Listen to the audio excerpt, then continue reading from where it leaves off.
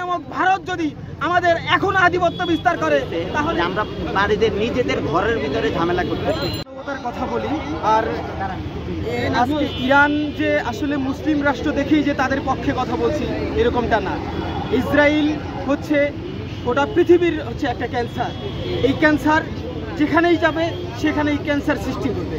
তারা মানবতা বুঝে না, তারা কোনো ধর্ম বুঝে না, তারা কোনো রাজনৈতিক বুঝে না, তারা শুধু হামলাই করতে জানে।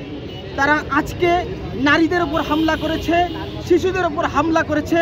ইসরায়েলের মদতদাতা এই আমেরিকা এবং হচ্ছে ইউরোপ, তারা জাতিসংঘের নামে, তারা হচ্ছে মানবতার নামে এই যে নাটক, এই যে প্রহসন করছে ইসরায়েলকে দ্বারা, এটাতে কি প্রমাণিত হয়? এই ইউরোপ আমেরিকাই এই ইসরায়েলের মদতদাতা এবং তারাই আবার মানবতার গান গায়। তাদের মানবতার গানের নামে এই যে প্রহসন, তাদেরকে রুখে দিতে হবে। গোটা পৃথিবীর মানবতাকে এক হতে হবে এবং এক হয়ে এবং এই আমেরিকা ইউরোপকে আগে প্রতিহত করতে হবে। ইউরোপ এবং আমেরিকা প্রতিহত করলে ইসরায়েল থেমে যাবে।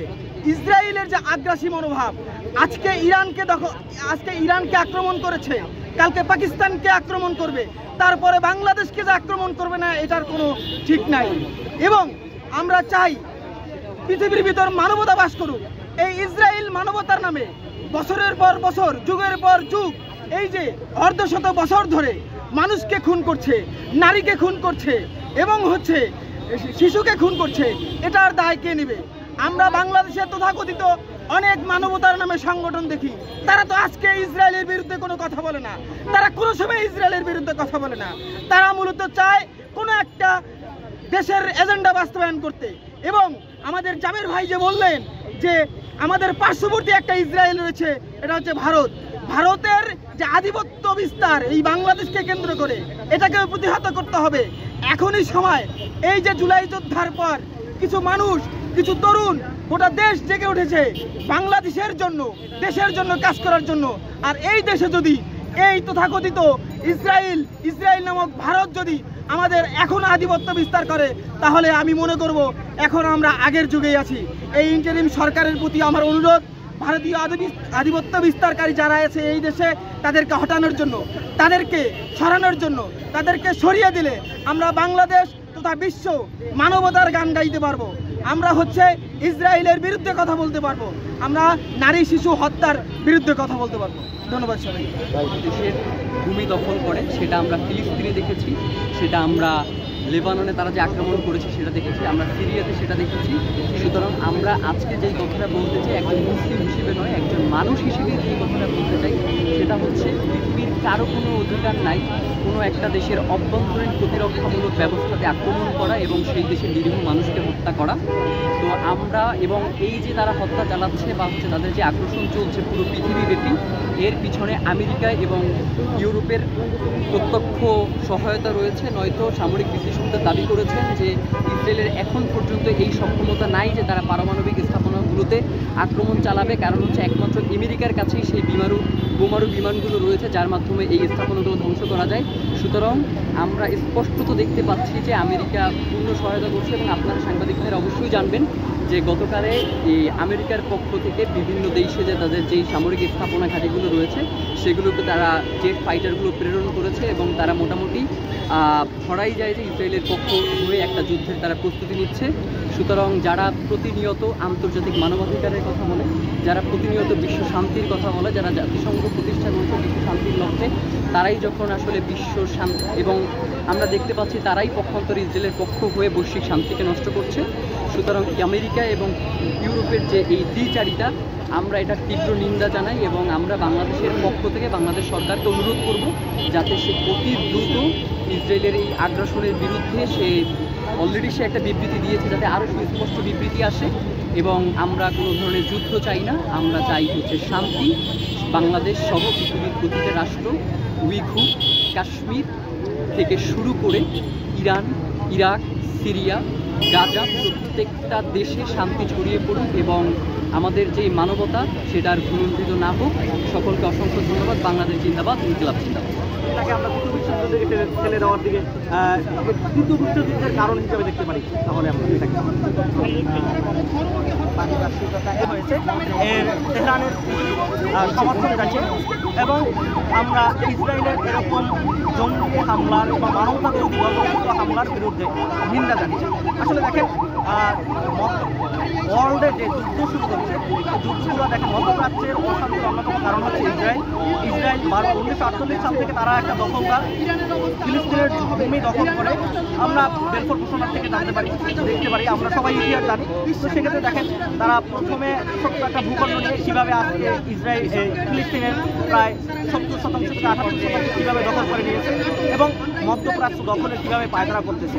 এবং দেখেন তাদের যে থার্ড টেম্পল গঠন করার যে তাদের একটা আছে ভূমিকা আছে, সেইটা তারা সেদিকে তারা এগিয়ে যাচ্ছে এবং মধ্যপ্রাচ্যের ভিতরে তারা তাদের যে নির্মমতা আপনার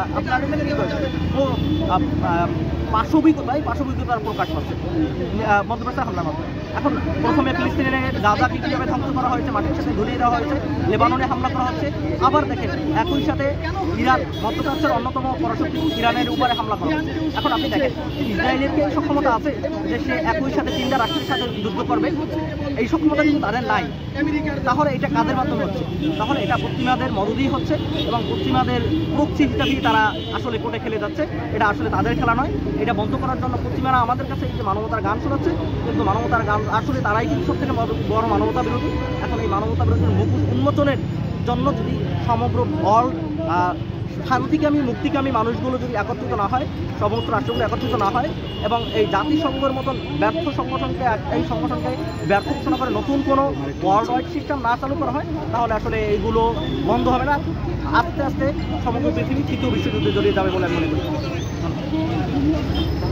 তাই এত মুসলিম রাষ্ট্র থাকার পরও এই মুসলিম রাষ্ট্র থেকে কোনো রাজনৈতিক প্রভাব কেন ইসরায়েলকে দেওয়া হচ্ছে না? আচ্ছা, আমি একটা উদাহরণ দিয়ে শুরু করব। উদাহরণ হচ্ছে আপনার ঘর আর পাশের ঘর, একটা মানে আপনাদের বাড়ির ভিতরে অনেকগুলো ঘর থাকে, নিজেদের ভিতরে জায়গা জমি নিয়ে ভেজাল থাকে। তো যখন আপনাদের বাড়িতে পাশের গ্রাম থেকে একটা ঘর আক্রমণ করতে চায়, তখন আপনারা কি করেন? সবাই ঐক্যবদ্ধ হয়ে তাদের বিরুদ্ধে তাদেরকে প্রতিহত করার চেষ্টা করেন। কিন্তু আমাদের সমস্যাটা হয়েছে যে আমরা বাড়িদের নিজেদের ঘরের ভিতরে ঝামেলা করতেছি। নিজেদের ঘর নিয়ে যখন আমরা ঝামেলা শুরু করছি, তখন ওরা আমাদের এই ঝামেলাটার সুযোগ নিয়ে আমাদেরকে এক পক্ষ করে আমাদেরকে ধ্বংস করে আলটিমেটলি তারা তাদের রাজনৈতিক উদ্দেশ্যগুলো হাসিল করতেছে। আমরা শুরুতেই দেখি সেই 1900 মানে যখন আরব ইসরায়েলের প্রথম যুদ্ধ শুরু হয়েছে, তখন পরবর্তীতে আপনারা দেখি 6 দিনের মাথায় ইসরায়েল সমস্ত আরবের নিয়ন্ত্রণ নিয়ে নিচ্ছে। পরবর্তীতে আরেকটা যুদ্ধ হয়েছে, সেখানেও সেম অবস্থা হয়েছে। তখন ইরান চুপ করেছিল, ইরান কোনো পক্ষে অবস্থান নেয় নাই, ইরান ইসরায়েলের পক্ষে অবস্থান নিচ্ছে।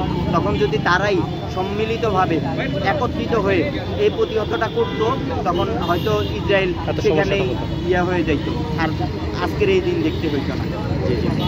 আচ্ছা, এই যুদ্ধ ফিলিস্তিন এবং ইসরায়েল যুদ্ধ তো অনেক দিন যাবৎ চলছে, এখন আবার ইরানের সঙ্গে শুরু হয়েছে। এই ইরানের সঙ্গে যুদ্ধটা কতদিন পর্যন্ত দীর্ঘায়িত হতে পারে বলে আপনারা মনে করছেন? আসলে এই যেই পরিস্থিতি তৈরি হয়েছে, আসলে আপনি আপনার যেই ইথিক্স, রাষ্ট্রের যে ইথিক্সটা ভঙ্গ করে আপনি ইয়ার ভিতরে ঢুকছেন, আরেকটা দেশের অভ্যন্তরে গিয়ে আপনি তার স্থাপনায় হামলা চালাইছেন। আসলে ইরানের কি করার ছিল? তাদের ভিতরে এসে 150 জনের উপরে প্রায় হাইলি যাদেরকে তৈরি করতে অন্তত 50 থেকে 100 বছর সময় লাগে, তাদেরকে আপনি মেরে ফেলছেন। তো ইরান চুপ করে থাকবে? ইরান অবশ্যই এর প্রতিশোধ নিবে। আমি হইলে আমি অবশ্যই এর প্রতিশোধ নিতাম। তো এই জায়গা থেকে এই কাটাকাটি এটা মানে 1 মাস 2 মাসের ভিতরে সীমাবদ্ধ থাকবে বলে মনে হচ্ছে। এটা দীর্ঘায়িত হইতে পারে, হয়তো এর কাজের মধ্য থেকে হয়তো তৃতীয় বিশ্বযুদ্ধের সূচনাও হইতে পারে। খেলার জন্য বিশ্ব মোড়লদের এটি একটি প্রয়াস, এবং বিশেষ করে ইরানের বর্তমান যে রেজিম আছে এবং বর্তমান যে আয়াতুল্লাহ খামেনি আছেন, তাদেরকে অর্থাৎ এই যে ইসলামিক প্রজাতন্ত্র, তাদেরকে একটি বিপদে ফেলার জন্য ইন্দো মার্কিন এবং ইসরায়েলিদের একটি পরিকল্পিত হামলা আমার মনে হয় একটি বিশ্বযুদ্ধের দিকে যাবে না। যেহেতু আপনারা দেখতে পাচ্ছেন যে ইরানের পক্ষে এখনো পর্যন্ত কেউ এসে দাঁড়ায়নি।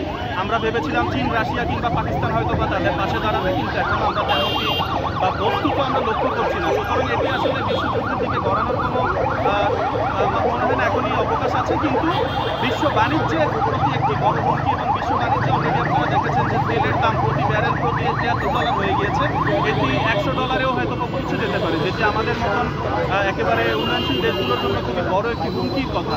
তো আমরা মনে করি বিশ্বযুদ্ধ যদি নাও হয়, তো বিশ্ব বাণিজ্যে যেভাবে হুমকির মুখে পড়ছে তাতে আমরা বিশ্বযুদ্ধের মতো একটি ক্ষতির সম্মুখীন হতে পারি। কিন্তু বিশ্বযুদ্ধে না করার এবং অতি দ্রুতই আলোচনার মাধ্যমে এবং পররাষ্ট্রনীতির মাধ্যমে এই যুদ্ধ বন্ধের জন্য বিশ্ব মোড়লরা পদক্ষেপ গ্রহণ করুক, আমরা সেটাই চাই।